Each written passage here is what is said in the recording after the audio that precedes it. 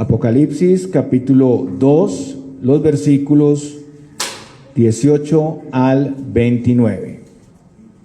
Y escribe al ángel de la iglesia en Tiatira, el Hijo de Dios, el que tiene ojos como llama de fuego y pies semejantes al bronce bruñido, dice esto: yo conozco tus obras, y amor, y fe, y servicio, y tu paciencia, y que tus obras postreras son más que las primeras. Pero tengo unas pocas cosas contra ti, que toleras que esa mujer Jezabel, que se dice profetiza, enseñe y seduzca a mis siervos a fornicar y a comer cosas sacrificadas a los ídolos.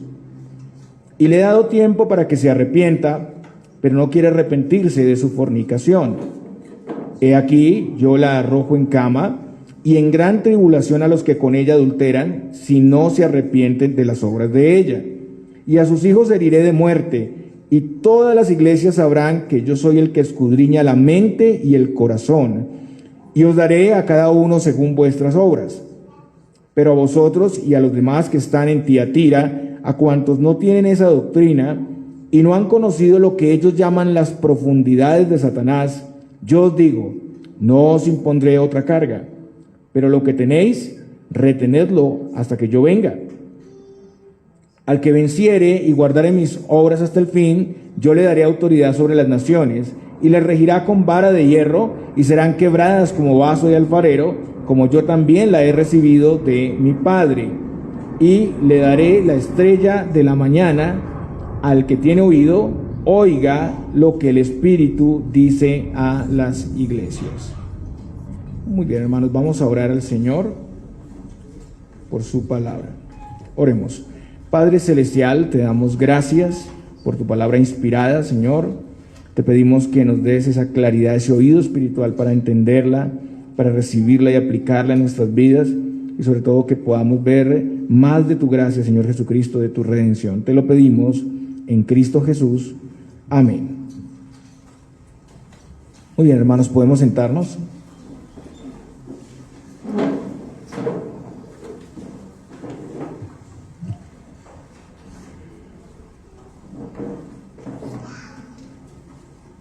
Continuamos la exposición de la palabra de Dios con nuestra serie de sermones sobre las 7 iglesias de Apocalipsis. Como hemos visto, estas 7 iglesias son representativas de toda la iglesia en la historia, y hay varias cosas en común en estas cartas del Señor a las iglesias.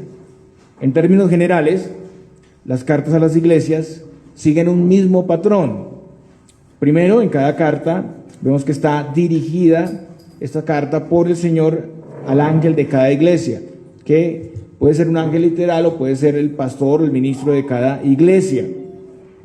En segundo lugar, vimos que en todas las cartas hay siempre un atributo del Señor tomado del capítulo 1 que está relacionado con todo el contexto del mensaje a cada iglesia. El Señor quiere que esta iglesia en particular vea ese atributo. Tercero, el Señor muestra que conoce muy bien las iglesias, tanto lo bueno como lo malo. Encontramos, en cuarto lugar, alabanzas, reproches, y hay una variación en esto porque Esmirna y Filadelfia solo reciben alabanzas, pero Éfeso, Pérgamo, Tiatira, Sardis reciben elogios, pero también condenación, y la Odisea solamente recibe reproche, no recibe elogios. Quinto, tenemos un llamado al arrepentimiento y tenemos un juicio para los que no se arrepienten, con excepción de las iglesias que solo reciben elogios, con un llamado a no temer y a retener lo que se tiene. Y sexto, hay una promesa para los que vencen, eso lo encontramos ahí, una promesa. Séptimo, hay un llamado a oír al final. Y hasta el momento, pues hemos visto el mensaje del Señor a las iglesias de Éfeso, Esmirna y Pérgamo. Y el día de hoy continuamos con la iglesia de Tiatira. Y bueno, es importante conocer algo del contexto de esta iglesia, de este lugar, para entender bien el mensaje. Tiatira, como las demás iglesias de Apocalipsis, pues estaba ubicada en Asia Menor. En la actualidad, Tiatira corresponde a la ciudad de Alquizar. Tiatira era una ciudad fortificada. En el año 190 a.C. la ciudad fue conquistada por los romanos y estaba ubicada en un punto estratégico. Era un valle que conduce al río Hermus. Estaba situada en la ruta comercial de Pérgamo a Sardis, y desde Esmirna había un camino, una arteria principal que conducía a través de ese valle a la ciudad. Y como decía, esta ubicación era muy importante.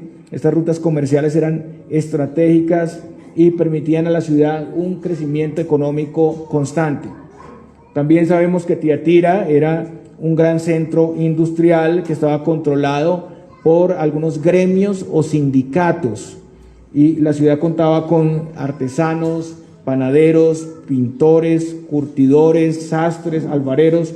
Trabajaban la lana, el lino, el metal, especialmente el cobre. También traficaban con esclavos. Entonces vemos que la ciudad era famosa por este comercio, por esta industria, y lo vemos reflejado en el libro de Hechos 16:14. Ahí se habla de Lidia. Ella era de la ciudad de Tiatira y era vendedora de púrpura. Posiblemente se debe a ella, es posible, no es claro, no lo dice la palabra directamente, pero es posible que si ella era de la ciudad de Tiatira, después de su conversión, ella pudo tal vez ir y llevar el evangelio, o tal vez financiar o ayudar para que otros siervos de Dios fueran y plantaran la iglesia allá en este lugar de Tiatira. En cuanto a la idolatría, los gremios, los sindicatos que habían ahí, ellos tenían dioses paganos como Apolo y Artemisa y daban culto en el santuario de Sebate. Y las personas que eran miembros de esos gremios, pues estaban obligados a participar en esa adoración pagana. Ese culto incluía las comidas que eran ofrecidas a los ídolos y la prostitución sagrada. O sea, una persona que estuviera vinculada a estos sindicatos, la obligaban, para permanecer en esos sindicatos, a participar en todo el contexto de la idolatría y la fornicación.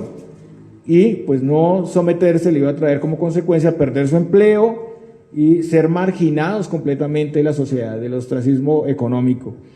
Los cristianos entonces que pertenecían a los gremios eran obligados a participar en las festividades a esos dioses paganos, y por la historia sabemos que muchos sufrieron, que fueron mártires porque se negaron a esas prácticas abominables, y otros pues no pudieron resistir y abandonaron la fe. Estuvieron vinculados por tiempo al cristianismo, pero no tuvieron la valentía como para resistirse a perderlo todo, ¿no? A perder su economía, a perder sus trabajos, y se dieron negando a Cristo. La iglesia de Tiatira estaba teniendo algo particular, muy parecido a la de Pérgamo, una tolerancia hacia una mezcla entre la verdad y la mentira, entre la vida pagana y la vida cristiana. Esa tolerancia tenía que ser vencida por los creyentes de esta iglesia en Tiatira. Hermanos, el Señor es el Rey y juez justo que escudriña las mentes y los corazones, y que no tendrá por inocente al culpable. Él conoce los detalles más profundos de las iglesias y Él es celoso con su pueblo. El Señor es misericordioso. El Señor hace un llamado especial a su iglesia. Acá lo está haciendo para la iglesia de este tiempo y para la iglesia de todos los tiempos. Y el llamado es apartarse del error. Pero hay un momento donde algunos ya pasan el límite y ya no hay más misericordia sino endurecimiento, y viene la disciplina y viene el juicio de Dios. La disciplina y los juicios del Señor son también un gran testimonio, un llamado para quienes empiezan a desviarse.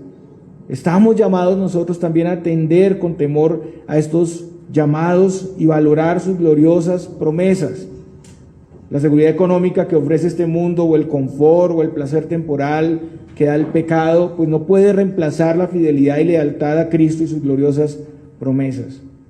Él es nuestra verdadera seguridad, nuestra verdadera esperanza, la plenitud en la vida y en la muerte. El versículo 18 dice: escribe el ángel de la iglesia en Tiatira. Y como hemos visto, en cada carta el Señor Jesucristo escribe al ángel, que es un ángel literal o un ministro de la iglesia. Y luego, como en cada carta, también tenemos una descripción del Señor que corresponde al capítulo 1. Aquí dice, el Hijo de Dios, el que tiene ojos como llama de fuego. Y en primer lugar, el Señor se presenta aquí como el Hijo de Dios. En el paganismo de la ciudad, el César y Apolo eran considerados hijos de los dioses. Miren el contraste aquí. Pero el Señor es el único y supremo Hijo de Dios. Y eso quiere decir que Él es Dios sobre todas las cosas. En segundo lugar, ojos como llama de fuego. Nos asombra esta imagen. Y eso hace referencia al Antiguo Testamento, al libro de Daniel, capítulo 10, versículo 6, donde además de otras descripciones se dice, y sus ojos como antorchas de fuego. Y esta imagen del Señor puede interpretarse a la luz de nuestro texto en el versículo 23, donde el Señor se revela como el que escudriña la mente y el corazón. O sea, lo que quiere decir esto es que nada se escapa de su mirada. Él es el Dios omnisciente y no solo disipa las tinieblas, sino que consume las impurezas. Sus ojos prueban y probarán las obras de la iglesia. Él es el ejecutor también del juicio de Dios. No deberíamos temer a nadie más que a Él, porque todos van a comparecer ante Él en el juicio final. Y Él tiene un conocimiento absoluto de todos los hombres. Por eso nadie podrá resistirle, nadie podrá justificarse, nadie podrá encubrir sus pensamientos o sus intenciones del corazón. Como dice Pablo a los romanos en Romanos 2:16, en el día en que Dios juzgará por Jesucristo los secretos de los hombres conforme a mi evangelio. Eso es un llamado para ser sinceros, para presentarnos delante de Él. Hoy es día de arrepentimiento y día de salvación. En tercer lugar, sus pies. El pasaje dice, y pies semejantes al bronce bruñido, dice esto. Es el versículo 18. Y esto también hace referencia a Daniel 10, versículo 6, donde dice en la parte B, y sus brazos y sus pies como de color de bronce bruñido, y el sonido de sus palabras como el estruendo de una multitud. Entonces el bronce bruñido era la aleación de dos metales, posiblemente cobre y plata, o también puede ser oro o plata, y se le da lustre con otro metal y brilla. O sea, tiene como resultado un metal duradero, estable y sólido, con un aspecto brillante y reflectante. Entonces el Señor es quien fue probado en su vida terrenal y ahora resplandece, habiendo obtenido la victoria. Su brillo refleja precisamente la gloria de Dios, y eso apunta a que sus pies están firmes, preparados para la batalla.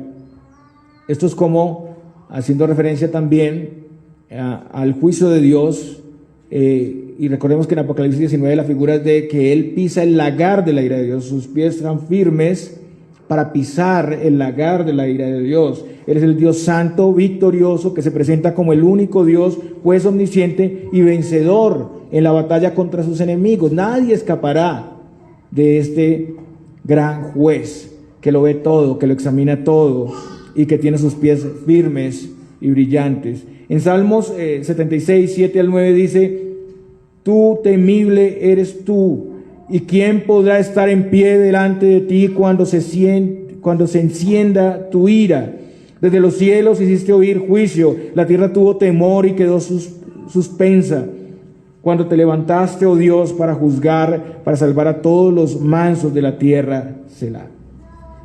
Malaquías 3:2 también dice algo similar. ¿Y quién podrá soportar el tiempo de su venida? ¿O quién podrá estar en pie cuando Él se manifieste? Porque Él es como fuego purificador y como jabón de lavadores. Ahora, después de esta gran descripción, encontramos el elogio del Señor para los creyentes en Tiatira. Pero ya hay un contexto, ya el Señor se presenta de esta manera para hablar a esta iglesia y a nosotros. Versículo 19 dice, yo conozco tus obras, y amor, y fe, y servicio, y tu paciencia, y que tus obras postreras son más que las primeras. Entonces, de nuevo tenemos aquí que el Señor manifiesta su conocimiento profundo de la iglesia.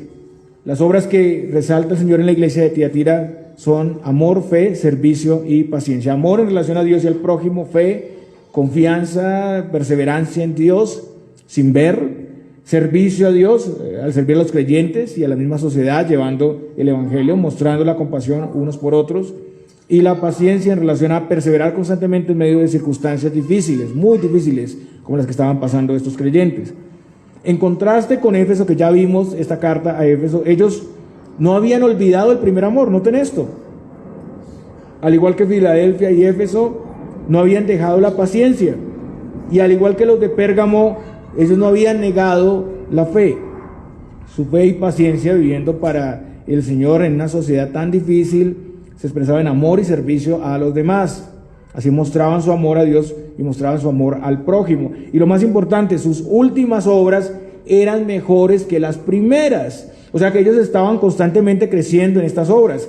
Ellos no se conformaron con seguir haciendo lo mismo o lo necesario, sino que ahora estaban haciendo algo mucho mejor. Y eso es contrario a Éfeso, donde su amor había disminuido cuando debía aumentar. Y este es un principio, hermanos, para todos los creyentes. Debemos ser sumamente productivos. Todo ministerio que emprendamos y todo servicio en amor debe crecer, debe prosperar. No podemos conformarnos con solo hacer lo que debemos hacer, con ser solamente siervos inútiles, ¿no? El Señor desea que seamos siervos útiles. A veces nos conformamos con eso. Somos siervos inútiles, entonces sigamos así. No podemos seguir haciendo lo mismo. No es una regla que las iglesias empiecen animadas y más adelante estén decayendo en desánimo y lleguen a hacer peor las cosas. Como la iglesia de Tiatira, es posible que nuestras obras sean mejores que las primeras. Examinemos, hermanos, si esta es una realidad en nosotros. En primer lugar, para algunos hay que empezar a servir al Señor, porque algunos dirán, no, yo ni siquiera he emprendido el servicio. Y no solo es hacer cosas para el Señor, sino hacerlo cada vez mejor. Hay que evaluar si nuestro servicio y ministerio ha mejorado en comparación a cómo empezamos. Si no es así, pues, hermanos, tomemos medidas. Iniciemos ahora y avancemos en esa tarea de mejorar corrigiendo lo que es deficiente. Y para eso, pues, es necesario tomar consejo, preguntar a los demás hermanos. Es importante preguntar si estamos creciendo en ese servicio o más bien hemos declinado ese servicio y es necesario arrepentirnos y pedir la ayuda del Señor. Y después de este elogio tenemos un reproche, los versículos 20 al 21. Pero tengo unas pocas cosas contra ti, que toleras que esa mujer Jezabel, que se dice profetiza, enseñe y seduzca a mis siervos a fornicar y a comer cosas sacrificadas a los ídolos. Y le he dado tiempo para que se arrepienta, pero no quiere arrepentirse de su fornicación. Entonces la iglesia mantenía el amor, el servicio, la fe, la paciencia, sus obras iban en aumento, eran mejores que las primeras más bien, pero habían cosas que no estaban bien. Y era que ellos estaban permitiendo la permanencia, la mala influencia de una mujer que en la iglesia es llamada Jezabel. Bueno, es claro que tal vez se le pone este nombre para conectar con el Antiguo Testamento en sus obras, tal vez tenía otro nombre, pero Jezabel enseñaba e inducía a los creyentes a la idolatría y a la fornicación. Entonces, para entenderlo mejor debemos observar el lugar que tuvo este personaje en la historia bíblica. Jezabel era hija de Esbaal, rey de los Sidonios. Esto está registrado en Primera de Reyes 16:31, y esposa del rey Acab. Esta mujer fomentó la idolatría, la maldad en Israel. Jezabel incitó al rey Acab para adorar al dios falso Baal, a la diosa Acera, y para construir un templo con una imagen sagrada. Vamos a ir a Primera de Reyes, capítulo 16, del 30 al 33.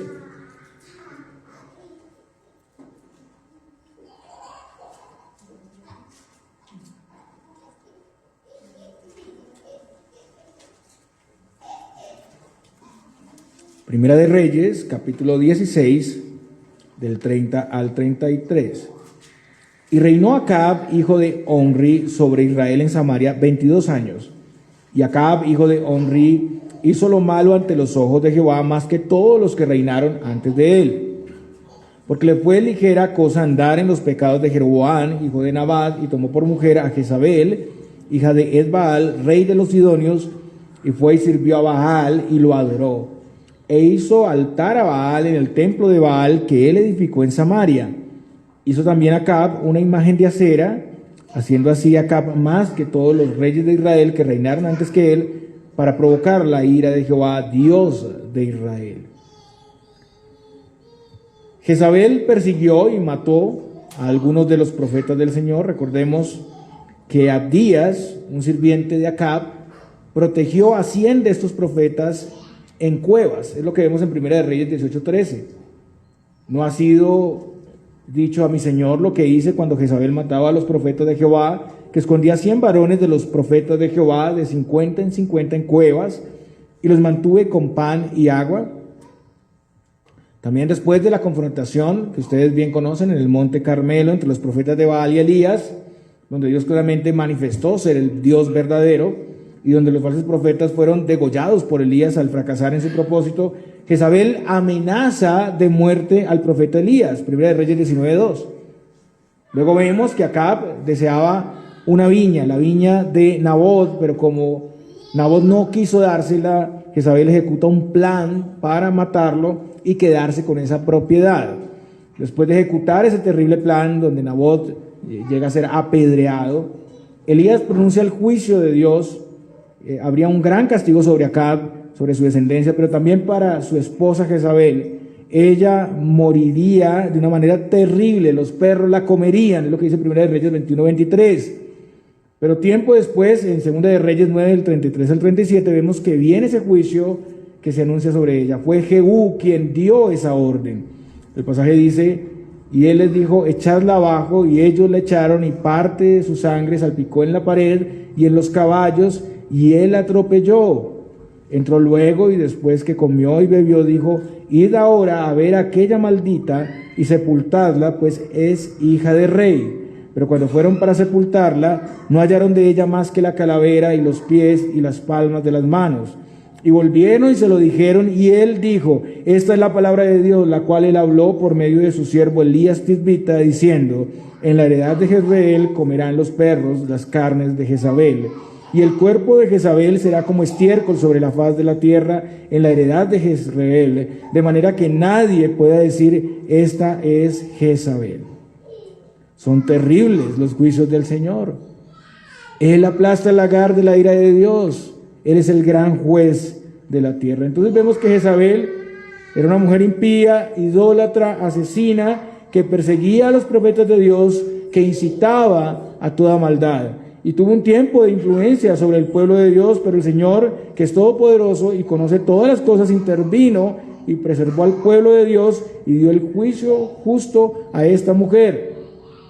Entonces, en la iglesia de Tiatira había un personaje que tenía un comportamiento comparable a esta mujer Jezabel, una mujer que incitaba a la maldad, al igual que los que retienen la doctrina de Balaán y los nicolaitas.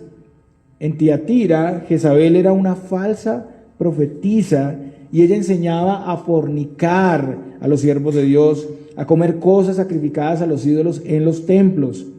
Esa mujer persuadía a los creyentes para ir a esos templos paganos y rendir culto, una mezcla entre cristianismo y paganismo, seguramente para permanecer en la relación laboral con los sindicatos.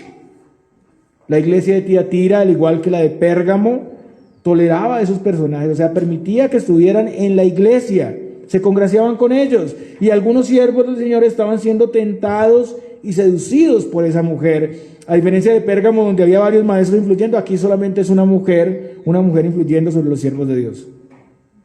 Y de acuerdo al contexto donde los sindicatos pues obligaban a los trabajadores a participar de esa idolatría, pues era conveniente simpatizar con esta mujer que los llevaba a la idolatría. Y si la iglesia no actuaba a tiempo, pues iba a ser contaminada completamente por esas prácticas.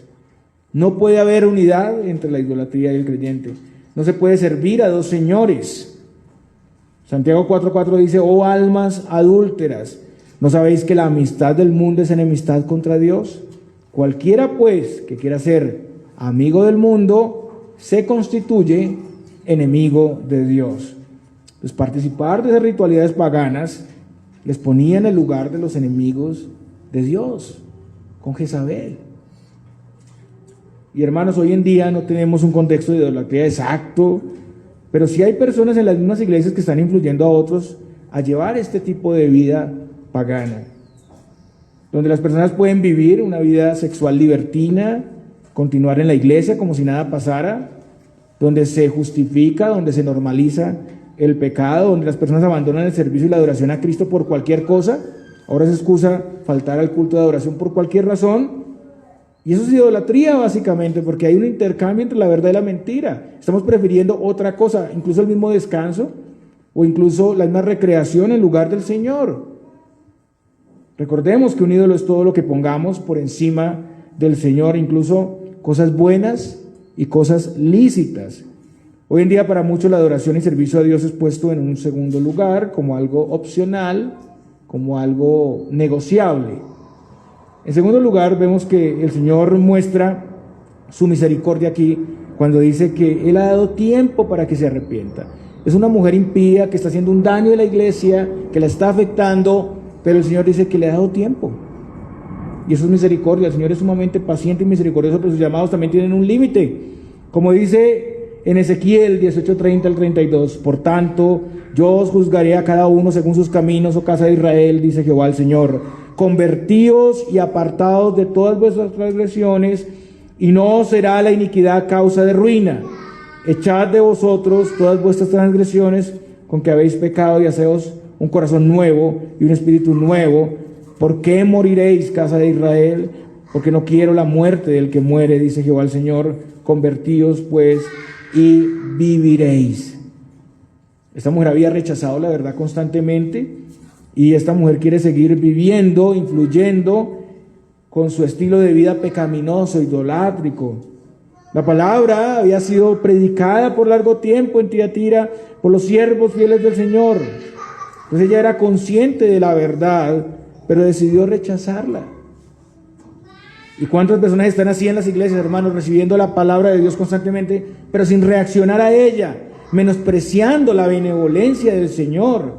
Como dice Pablo a los romanos: o menospreciáis las riquezas de su benignidad, paciencia y longanimidad, ignorando que su benignidad te guía al arrepentimiento. Pero por tu dureza y por tu corazón no arrepentido atesoras para ti mismo ira para el día de la ira y de la revelación del justo juicio de Dios. Romanos 2, del 4 al 5. Esta mujer rechazó el llamado de Dios. Ella hizo su propia interpretación, decidió continuar entregada al pecado e influyendo sobre otros. Qué peligroso es esto, hermanos, seguir participando de lo sagrado y viviendo en la maldad. Tal vez ella fue una de las que pasó a tomar la Santa Cena ahí como si nada pasara. Y por este rechazo al arrepentimiento viene el juicio de Dios. Versículos 22 al 23. He aquí yo la arrojo en cama y en gran tribulación a los que con ella adulteran, si no se arrepienten de las obras de ella, y a sus hijos heriré de muerte, y todas las iglesias sabrán que yo soy el que escudriña la mente y el corazón, y os daré a cada uno según vuestras obras. Lo que vemos aquí es que esta mujer es disciplinada. Hay un proceso de disciplina, y el Señor está obrando aquí. Ella tuvo un tiempo para arrepentirse, recibiendo amonestación de la iglesia, no quiso atender a los llamados. Ahora viene el juicio de Dios. Él es el gran juez, omnisciente y omnipotente. Sus enemigos no escapan de Él. Sus ojos son como llamas de fuego. Y ahora ella va a sufrir, va a ser postrada, llevada a un lecho de enfermedad y muerte. Esto es algo muy parecido a la advertencia que se nos da cuando tomamos la Santa Cena. Algunos han enfermado y algunos han muerto por no discernir el cuerpo de Cristo, por participar de una manera equivocada en el sacramento. Y posiblemente yo creo que esta mujer ya pasó el límite de la paciencia de Dios, va a morir. Ya no hay más llamados al arrepentimiento para ella. sino que hay un trato en su cuerpo, un trato que, como vemos más adelante en sus hijos o discípulos, es una enfermedad mortal. Y esto no, debemos ser claros aquí, no hace referencia al juicio final, sino el juicio que ejecuta el Señor en el tiempo sobre sus enemigos. Nadie, por más hábil que sea, de nuevo, puede escaparse del escrutinio del Señor. Hay casos como este donde el Señor castiga directamente de esta forma física y visible, aunque no todos los casos, debo explicarlo, son iguales. A veces no pasa esto.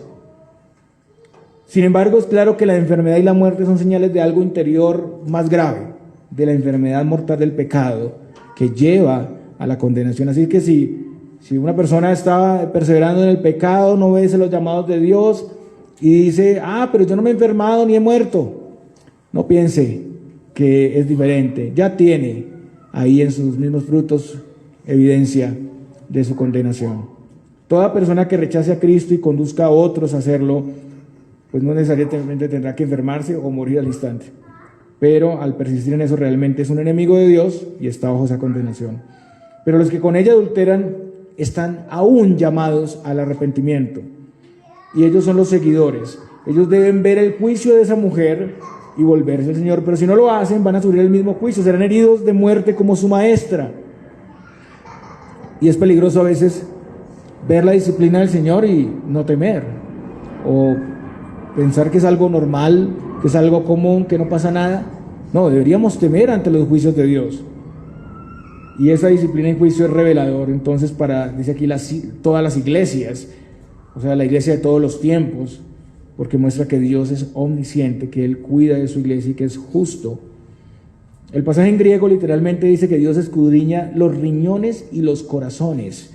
O sea, el Señor conoce lo más profundo del ser humano. Nadie pasa desapercibido a su mirada.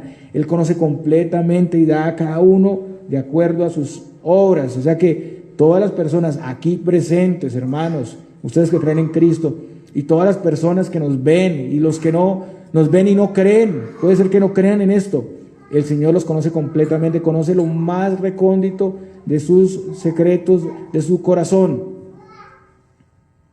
Entonces, hermanos, es momento de examinar nuestra fidelidad y celo por el Señor, por la verdad. Es momento de atender a sus llamados, que son constantes y que son claros. No sirve de nada aparentar delante de las personas. Él nos ve, estamos siempre ante su mirada. Escuchemos de su gran misericordia, atendamos a tiempo, sintamos asombro y temor ante sus grandes juicios. No toleremos en ninguna medida a los falsos maestros y su influencia. No pensemos nunca que una insinuación a suavizar sus mandamientos, a ser permisivos con el pecado y el mundo es cosa menor. Si alguien nos dice eso, no, y justifica el pecado, y es que yo adulteré y no pasa nada, tengan cuidado con esa persona. Es que yo puedo darme ciertos permisos para hacer ciertas cosas, tengan cuidado. No es cosa menor suavizar los llamados del Señor o permitirlos. Cristo y su reino es primero. Y tenemos después de esto un llamado a los creyentes, versículos 24 al 25. Pero a vosotros y a los demás que están en Tiatira, a cuantos no tienen esa doctrina y no han conocido lo que ellos llaman las profundidades de Satanás, yo os digo, no os impondré otra carga, pero lo que tenéis, retenerlo hasta que yo venga. Recordemos que los de Pérgamo habitaban donde está el trono de Satanás. ¿Recuerdan el sermón pasado? En Tiatira se habla de los que han conocido las profundidades de Satanás. En el pasaje vemos que los que practican las doctrinas de Jezabel le llamaban así a esta doctrina. Y es difícil saber específicamente a qué se refiere esto de las profundidades de Satanás. Pero en el mundo pagano se adoraba una serpiente como el símbolo de Satanás. Y el gnosticismo se jactaba de un conocimiento de las cosas profundas. El gnosticismo enseñaba que para derrotar a Satanás había que entrar en su fortaleza, es decir, conocer el mal profundamente. ese pudo ser el engaño. O sea, gustar de este mundo de pecado y maldad, probarlo para derrotarlo, pero eso es caer directamente en la esclavitud, el pecado y en las manos del enemigo. Entonces, las profundidades de Satanás, de acuerdo al contexto, puede ser la práctica de la idolatría y la fornicación para conocer más de la maldad del enemigo. O sea, el experimentar y jugar con esas cosas con la excusa de tener un fin santo. En el texto vemos que a todos los de Tiatira el Señor no les impone otra carga. ¿Y qué quiere decir eso? No imponer otra carga. Bueno, vemos que esa expresión está conectada a algo que se pidió a los gentiles por allá en el libro de los Hechos, en el concilio de Jerusalén. El lenguaje es muy similar. Recordemos que en el concilio de Jerusalén pues se hizo una reunión para solucionar una controversia que había entre judíos y gentiles en relación a la circuncisión y algunos ritos. Algunos creían que además de creer en Cristo era necesario ser circuncidado y cumplir toda la ley para ser salvos. El concilio de Jerusalén buscaba preservar la unidad entre judíos y gentiles, o sea, guardarles de esos contextos paganos, de lo que pudiera ser tropiezo a los judíos que habitaban con ellos en esas regiones. El concilio de Jerusalén, además de reconocer la inclusión de los gentiles como pueblo de Dios y que la salvación es por gracia, que no es por las obras de la ley, determinó 4 estipulaciones para los gentiles en estas regiones. En Hechos 15, 28 al 29 dice lo siguiente: porque ha parecido bien al Espíritu Santo y a nosotros no imponeros ninguna carga más que estas cosas necesarias. Escuchen bien: que os abstengáis de lo sacrificado a ídolos, de sangre, de ahogado y de fornicación, de las cuales cosas, si os guardareis, bien haréis, pasadlo bien. Entonces, las restricciones eran que se apartaran de las contaminaciones de ídolos, o sea, no participar en esos cultos idolátricos, de fornicación, de ahogado y de sangre. De acuerdo a la ley judía se podía comer un animal con sangre, entonces, y esto se hace precisamente porque la mayoría de las ciudades de los creyentes gentiles vivían junto con los judíos. Y esa advertencia se aplica aquí, no porque los demás mandamientos de la ley no tengan importancia, sino porque estas cosas eran un problema común aquí para los gentiles. Y de las 4 cosas que se les piden a la iglesia de Tiatira, se le piden solamente 2: alimentos sacrificados a los ídolos y fornicación. Ese era el contexto que se estaba dando ahí. Las contaminaciones de los ídolos hace referencia a comidas que eran sacrificadas y ofrecidas a los dioses de esos lugares paganos. Los judíos entendían eso como una lealtad de los dioses paganos, por eso no participaban de la comida de los gentiles. Entonces eso era abominable y eso podía ser tropiezo para ellos. En cuanto a la fornicación, pues ya sabemos, la prostitución sagrada, los templos tenían prostitutas y los que venían tenían fornicación con esas mujeres. Entonces era algo que claramente tenían que evitar a toda costa. No debían ceder a esas cosas, debían vencer con Cristo la idolatría y la fornicación. Y nosotros también estamos llamados a conducirnos en santidad en esta sociedad a costa de todo. Así eso implique la pérdida de recursos o trabajo, o ser señalados, o ser aislados en esta sociedad. Y el llamado del Señor es: pero lo que tenéis, retenedlo hasta que yo venga. ¿Y qué es lo que tienen estas personas? Los creyentes de Tiatira tienen el consejo de Dios en toda su palabra, incluye estas exhortaciones puntuales que se han dado, y deben retener el consejo de Dios, o sea, mantenerse firmes, obedientes a los mandatos del Señor. ¿Hasta cuándo? Hasta su segunda venida, como lo vemos en el verso que sigue. Toda la iglesia ha recibido la palabra de Dios, hermanos, y está llamada a permanecer firme en sus llamados hasta el fin. La invitación al pecado y al mundo y a Satanás puede venir de muchas maneras, pero debemos retener el consejo de Dios para vencer. Si no atendemos a la Escritura, si no la retenemos en nuestros corazones, no la implementamos en nuestras vidas, pues no va a pasar nada, ¿no? Y después de eso tenemos la bendición para el que venciere, que es la promesa: al que venciere y guardare mis obras hasta el fin, yo le daré autoridad sobre las naciones, y las regirá con vara de hierro, y serán quebradas como vaso de alfarero, como yo también la he recibido de mi Padre, y le daré la estrella de la mañana. Entonces hay un llamado de nuevo a la conquista, ¿Y qué implica eso? Como yo he dicho antes, responsabilidad, hermanos. Hay que guardar las obras de Dios hasta el fin. Ya el Señor conocía sus obras, amor, fe, servicio y paciencia. Incluso sus obras eran mejores que las primeras. Pero hubo una exhortación para esta iglesia y aún así el Señor quiere más. Él quiere fidelidad y perseverancia hasta el fin. Él desea que mantengan un ritmo constante en toda la carrera, y es claro que esto solo es posible en la gracia y el poder del Señor, y también que viene como fruto de estar en Él. Hermanos, examinemos. Tenemos que examinar nuestras vidas, y eso implica no solo ver que al presente estamos bien, porque podemos sacar una buena evaluación, decir, pues hemos estado bien, sino que hay que hacer las cosas mejores, hay que tener constancia, perseverancia hasta el final. Y hay una promesa, la promesa es autoridad y la estrella de la mañana. Pero ¿cómo hace Cristo partícipes a los suyos de estas cosas? La autoridad, por ejemplo, en primer lugar.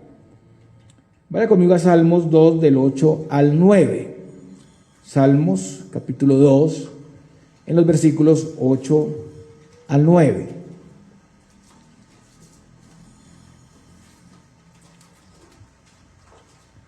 Pídeme y te daré por herencia las naciones y como posesión tuya los confines de la tierra. Los quebrantarás con vara de hierro, como vasija de alfarero los desmenuzarás.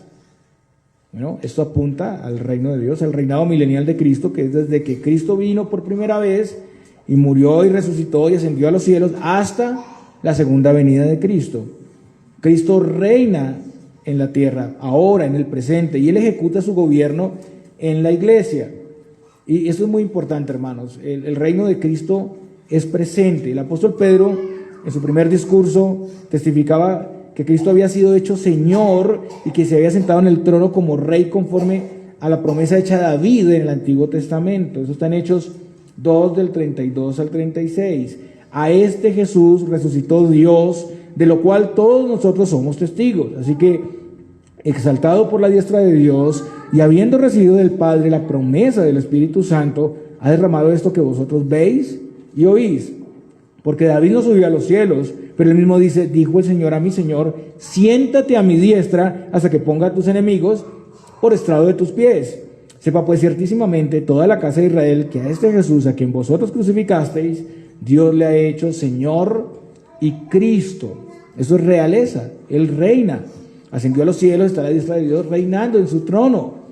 En Hechos 19:8 también leemos que sobre Pablo, dice, y entrando Pablo en la sinagoga, habló con denuedo por espacio de 3 meses, discutiendo y persuadiendo acerca del reino de Dios. El reino de Dios es presente. Pablo en su enseñanza persuadía acerca del reino de Dios. En Colosenses 1:13, la conversión es definida en relación al reino.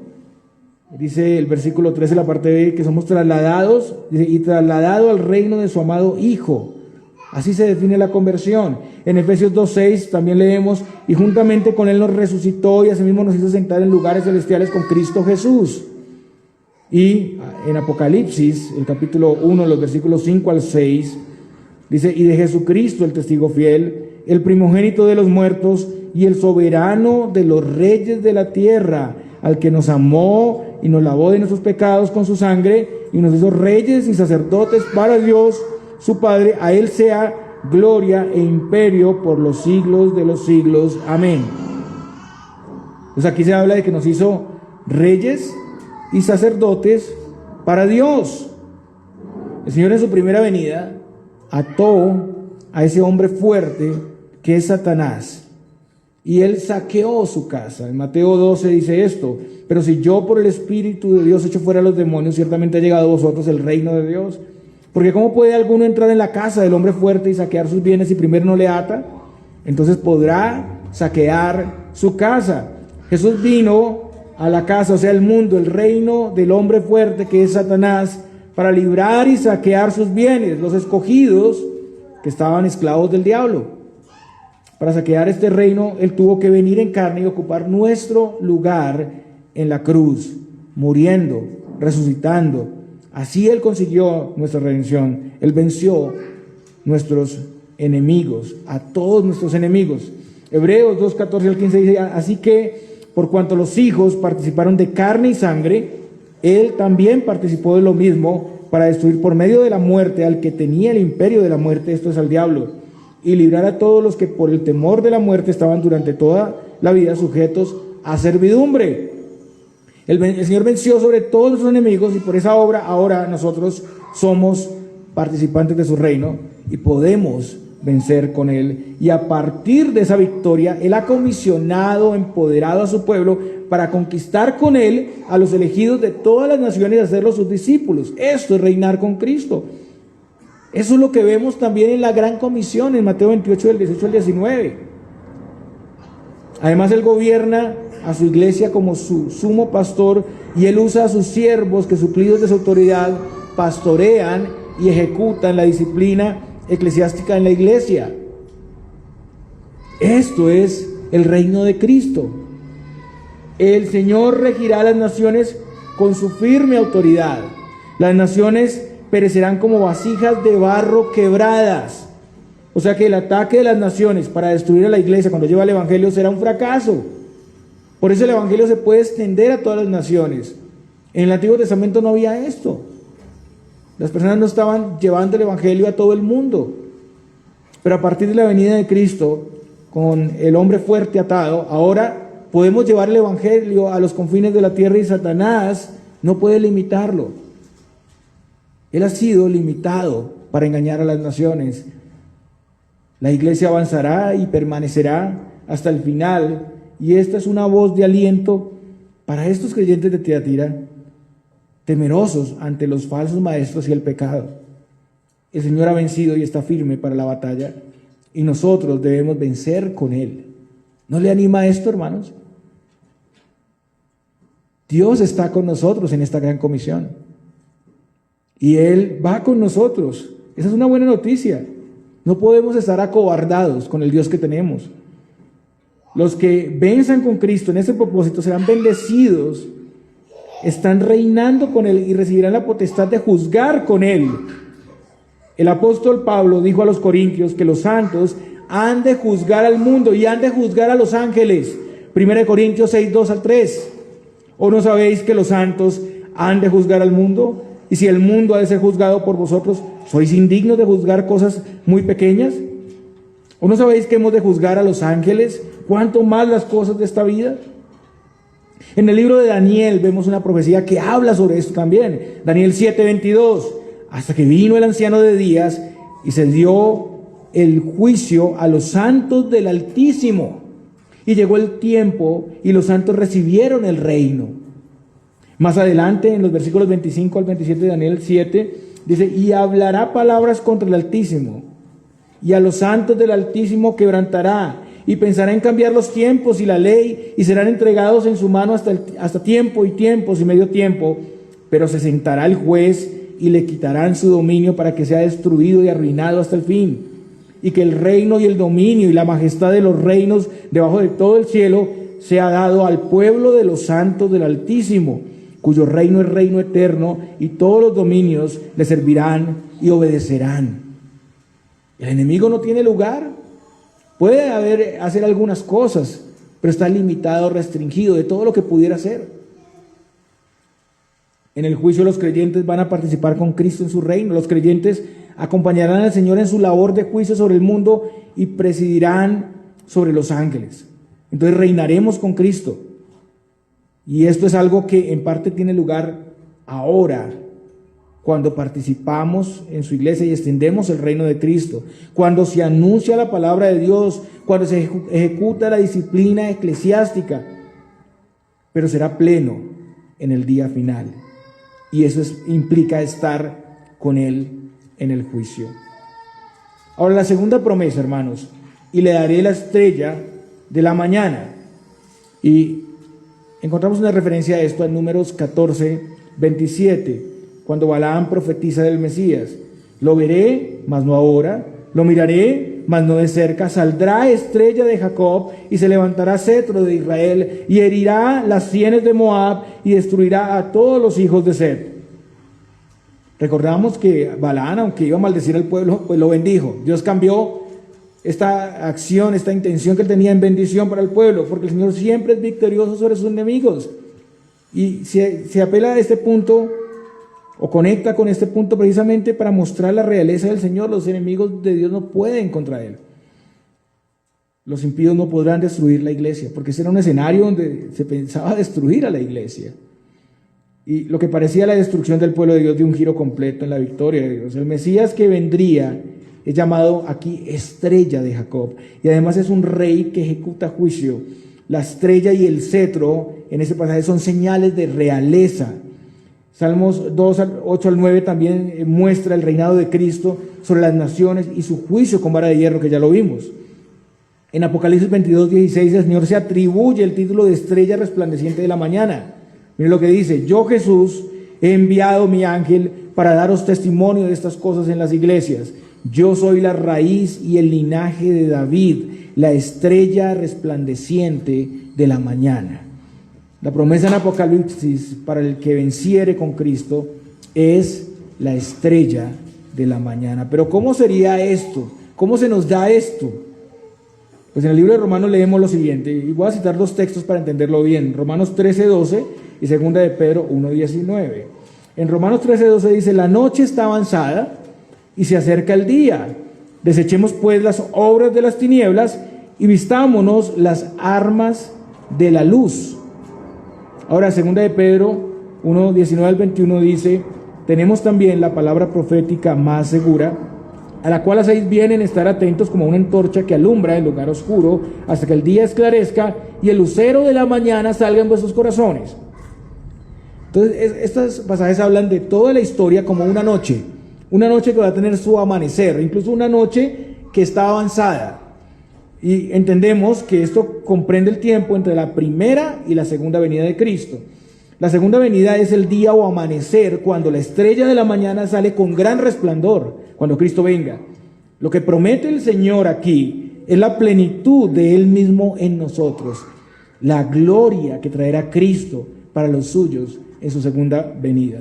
Desde ahora ya empezamos a tener un vislumbre de esta luz, pero será plena cuando Cristo regrese. Para los romanos, esto es interesante, la estrella de la mañana era el planeta Venus, que era la diosa Venus, y esa adoración pagana era vista como el símbolo de soberanía.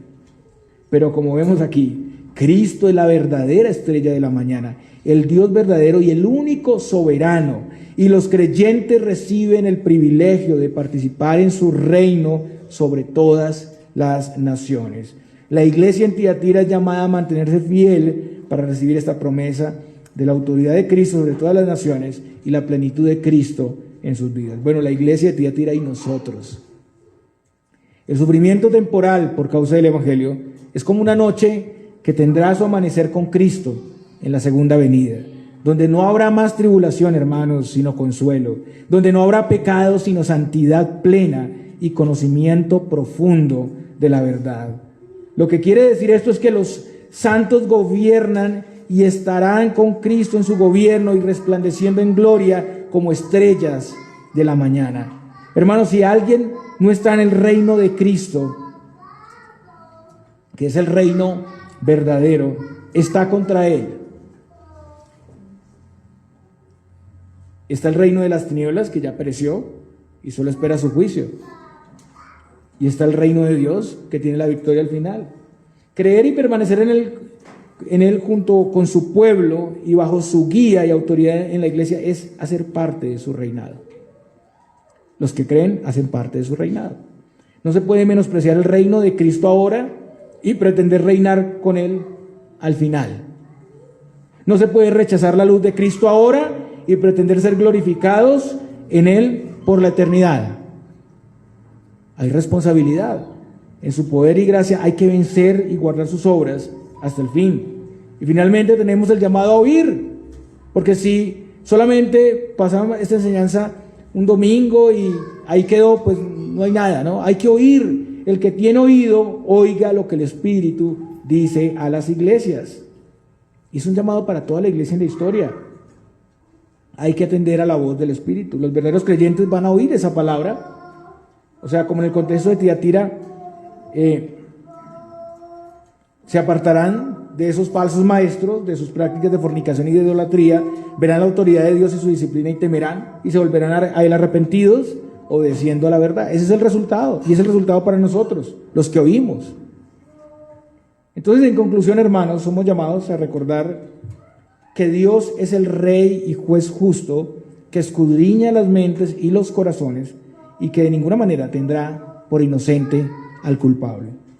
El Señor desea que su pueblo no sea tolerante ante la idolatría y el pecado en ninguna manera. La presión del mundo por la estabilidad y el sustento no puede llevar al pueblo de Dios a ceder al sincretismo. Estamos llamados para hacer una evaluación hoy, una evaluación profunda de nuestras vidas. Estamos llamados a escuchar los llamados al arrepentimiento, valga la redundancia, y ver los juicios de Dios y no endurecernos, sino temer. Y hay promesas maravillosas del Señor que tienen lugar desde ya. El reino de Dios, hermanos, como vimos, es presente. Cristo en la cruz ya venció a todos nuestros enemigos y Él triunfó, resucitando de la muerte, y Él ascendió a los cielos y está sentado a la diestra de la majestad del Padre. Y por su gran obra, Él nos apartó para hacerle un reino de sacerdotes y gente santa. Escuchen bien, un reino, y eso es presente, y es ahora. Y nos puso en la iglesia, y nos puso bajo autoridad. Y a partir de esa obra victoriosa, Él nos envía al mundo como sus agentes reales para extender su reino con valentía, para hacer diferencia entre la verdad y la mentira. Y hoy eso es parcial, está en avance, pero es parcial. Pero un día esa victoria será plena. Y el Señor se manifestará, y una corte enorme de hijos e hijas de Dios vendrán con Él, cabalgando en caballos, llenos de gloria, de la gloria del reino de Dios. Los que vencieren con Él, los llamados por la gracia de Dios a su reino, estarán para siempre con Él.